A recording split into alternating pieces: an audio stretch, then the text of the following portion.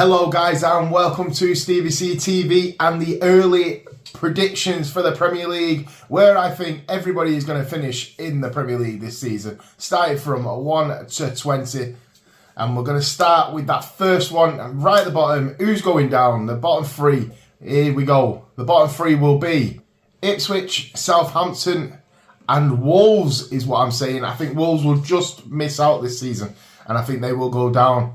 And the reason for this is losing a player like Neto is very important for Wolves. Losing Max Kilman as well, another key player who helps with that defence for the Wolves team. I think they'll both be big misses. They've not really replaced those players, and I think they overperformed last season. So I think this season they will look to struggle, just like everyone thought they would do last season, but they didn't. So this season I'm going for Wolves to get relegated from the Premier League, alongside Southampton and Ipswich, both in which are teams that are come up from the Championship. I just don't think that their playing style is going to fit the Premier League, and I just don't think they're going to compete. Ipswich are going to finish dead bottom, and I think they will really struggle.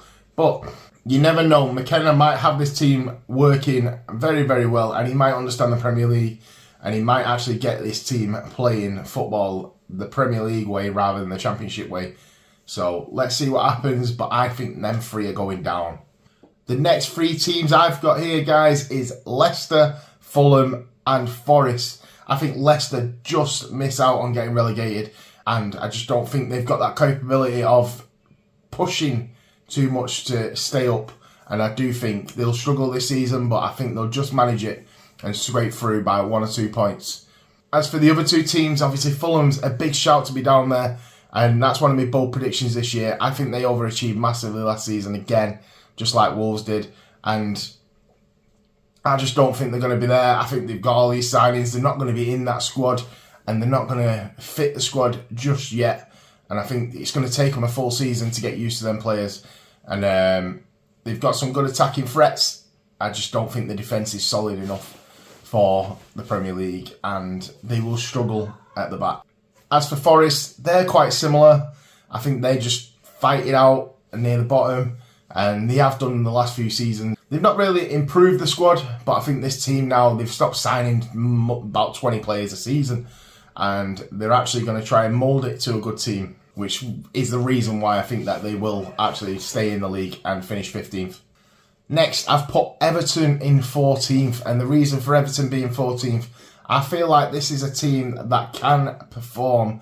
They're just struggling, and Sean Dyche is going to get that defence solid.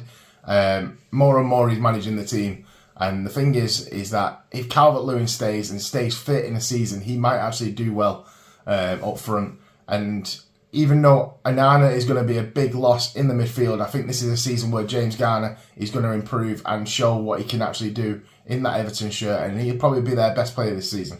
But I'm putting him 14th. I don't think they're going to be in that relegation battle this season. And then that'll put them in good stead for the season after when they move into the new stadium. They won't want to go into the Championship with that new stadium. I can tell you that now. And I don't think they will do. In 13th and 12th, I have got Palace and Brighton. And the reason for these two teams being there, I do think they will miss their key players. So Elise's gone from Palace. And then you've got the manager gone from Brighton.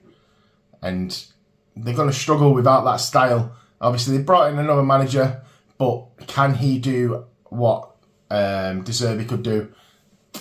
Only time will tell, but I don't think they're going to perform as well as they did last season. I think they overachieved last season, Brighton, especially with the poor defensive record they had. And I think Lewis Dunk's legs are starting to give up on him, and he's slowing down massively. In 11th, I have got Bournemouth to finish that bottom half of the table, and I think Bournemouth are going to overperform this season. Even if they do lose Solanke, I think they've got players enough that can get them the goals, and they will actually try and just get results when they need them against the smaller clubs. I think they'll struggle against those bigger clubs, but in terms of the league, I think they will finish mid-table. In 10th, I have got West Ham. They have signed multiple players this season, and they've got a new manager. They've got to all adapt to that style, so I do think you'll see a bit of a let-off this season. But I do think they'll get some good results in this season as well. And players like Fulkrug, Somerville are going to be key players for them this season. When was the last time you saw a top striker at West Ham, and I think Fulkrug is a great striker and a goal scorer at best. So, like, if that's what you want at West Ham, which is what they've been looking for years, that is the player that you go for. And I think he's going to be strong. He fits that West Ham style. And let's just see what they can do for West Ham. But I think they finished just on the top half of the table. And next season, they will start fitting into the top 7, 8 teams. In ninth, we've got Brentford, always a mainstay in the mid-table. But I feel like Brentford, if they manage to keep Tony, they will stay up there. And Tony will get the key goals. And Mbeumo always scoring the goals for him. And then, I don't know if Visa's still there, but if Visa's still there, I think he might have left. But if Visa's still there, he's always a player that tends to get goals for him as well. So it'd be interesting to see how this Danish side and Thomas Frank could take half of these Danish players and the Brentford squad into the season and see if he can keep the momentum going and keep them as a mid-table team. But I think they'll finish 9th this season. We're going for 8th and 7th this time round, and it's Newcastle and Spurs. I don't think Newcastle are going to perform. I don't think they've got the players for it. I don't think they've signed enough. Eddie Howe, I think this could be his last season. I don't think he stays as the manager past this season. Just to sheer fact, I think Newcastle need to make that step up now. They've got that money. They've got the funding. They just need to make the step up to become a top 6 side and a regular mainstay in that top 6 side as well. But as for 7th in Spurs, I think Postecoglou got the best out of them at the start of the season last season. I think they've got some decent players there, and if they sign Solanke, they've got that goal scorer they wanted. But players like Richarlison, I think he'll drop off this season. I don't think he's going to play as well as he did last season. As well as Son. Son is starting to get older and older. Is he going to put them figures in again? We're not too sure. I think this is a season where Spurs need to regenerate some of the squad and bring in some more youth into the forward line. But with Van der Ven and Vicario and Porro, will they have a good season as well? Udogie, will he have performed just as well? Let's see. But 7th I'm putting Spurs. I think they'll get some good results in there. I think they might even get the odd scalp in the top 6, but I just can't see them getting into that top 6 this season. Speaking of 6th place though, Aston Villa. Aston Villa are the team to beat this season, I reckon. They are going to perform and perform. Yes, they're going to be lower than they were last season, but I think other teams are going to step up a little bit better than they did. They have made a great signing in Nana, and then they've also filled that midfield a bit stronger. I think they've signed Ross Barkley back again from Luton. Obviously, I don't think he's going to be the starting player. He's a good player to have on the bench. And then you got the likes of Tielemans. The one miss they will have that I think will contribute to their success this season is Diaby. I think the money that was offered for Diaby, they was always going to take it, but he is their key player. Him and Watkins linked up so well last season, and I think this season they're going to miss that. But Ollie Watkins will still get probably even top goal scorer this season. He will get 20 goals this season, I reckon. Now we're getting to the tasty part of the league, the top 5, and in 5th, I am going for Liverpool. And the reason for this is I think you're getting an ageing squad. You've got Van Dijk still there. You've got Salah still there. They're going to put in good figures. Don't get me wrong. They'll put in good figures. But with the new manager, he looked good in pre-season, but can he take it to a full 38-game season and make the same team play and perform? Because if they do, then they're going to finish higher than 5th. But I think this season is going to be a settling-in period for Arne Slot. And I think Liverpool will go 5th and just miss out on those Champions League spots. In 4th place, though, I am going for Chelsea this year. They've got a large squad, and if they can find the best team and the best starting 11 in that squad, and the manager can get that team going, he managed to get Leicester playing very, very well. Can he do it for Chelsea? Because if Chelsea can do it, then they will get into the top 4, and I think they're just going to break into it this season. And it's something that I think Poch could have done because he started getting results towards the end of last season. But with the new manager, will the players want to perform? They've got the odd signing as well. So will they come through? Neto, is he going to be an important part in taking out and Sterling out that squad and replacing Sterling with Neto? And is he going to get some goals on the in this season? Let's see. Is Jackson going to get fired in? Because I think Jackson's going to have a great season this season. He's going to get at least 15 goals, I reckon. So let's see if Jackson can get those goals. And if he does, Nkunku and Jackson and Neto, they could all be linking up and all create goals for each other. So let's see what Chelsea can do. It's a bold prediction to get them in top 4, but that's what I'm going with. Now, I know what you're thinking. Where are Man United in this?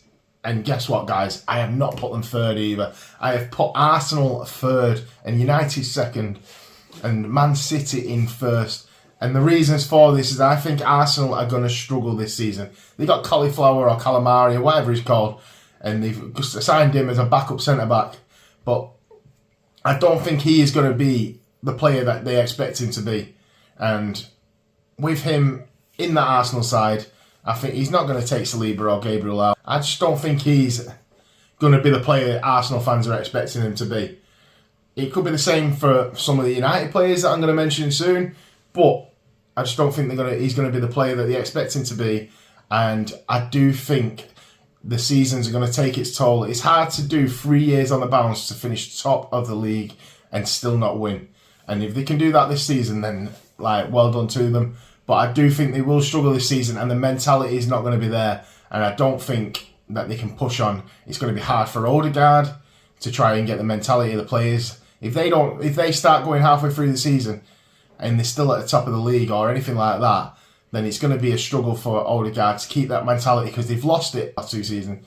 So with them losing it for the last 2 seasons, it's going to be a struggle to keep that mentality of, we can hold on to this, we can hold on to this. And I don't think they're going to start off well. I do think they will lose a couple of games in the first 5. But let's see what happens with that. And is Saka going to be firing this season? Saka is a player, and there's a player in there that can definitely perform. And if he gets the figures that we know he can do, then Arsenal could be firing this season. But I've put him in 3rd place. Now on to United in 2nd. This is a season where I think we will overachieve as a United fan base and United in general. We have got Ineos as owners. We've got 4 big signings for us. Yes, a couple of them may be backup, but they are big signings in terms of the squad and the way that we're going to set up as a lineup. Obviously, we've got young Yoro. Obviously, he's injured for 3 months, but let's see if he will implement himself in the side.